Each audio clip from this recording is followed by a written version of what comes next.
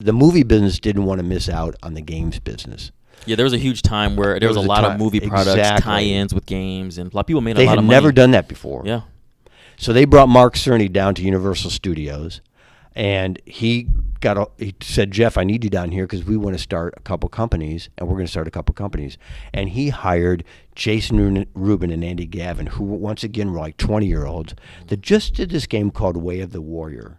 And Andy was a technologist, and he had done something unique that you can get motion and movement with his characters in Way of the Warrior if you look at this game. And Mark had just come from making Gex, this platform, and they wanted to do a platform game.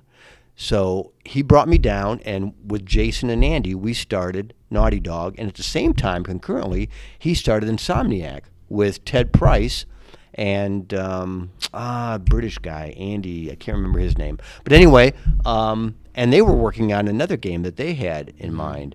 And I remember we went to Universal Studios. Was so fun because you got to drive around in those carts and act like a movie star. And so you were on the film set, right? I was right there. It was so cool, and like they had Alfred Hitchcock's little hut or something where Steven Spielberg was, and his Amblin Entertainment was right next door to us.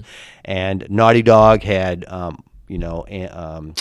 I just saw Jason Rubin. He had a dog named Morgan that he brought on every day, hence the name NaughtyDog. This Morgan was just a beautiful dog. Yeah, they do the whole kennel. The whole thing. It's all dog related. The whole there, thing. Yeah, they did a great job.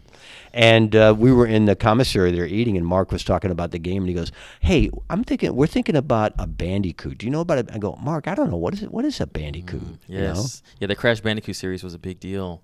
That came out. I mean, they even redid it. They it was launched. It was what did they call it? Branded when it came out with the platform with PlayStation 1. It was just a launch title. Yeah, it was a launch title that came out for the PlayStation 1. It was like their mascot.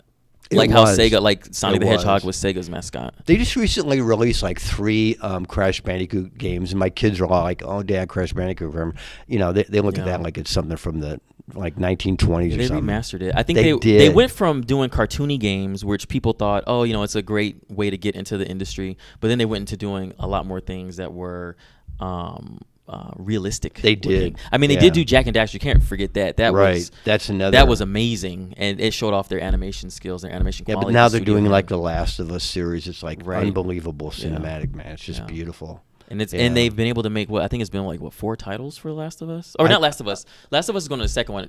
Drake's Uncharted. That was another big one. And they have Evan Wells now, who's like, these are people that we brought into like Crystal Dynamics as testers, and now like he's the president of their at NaughtyDog. So that's pretty awesome. Yeah. And they make great games, right? Insomniac, great games.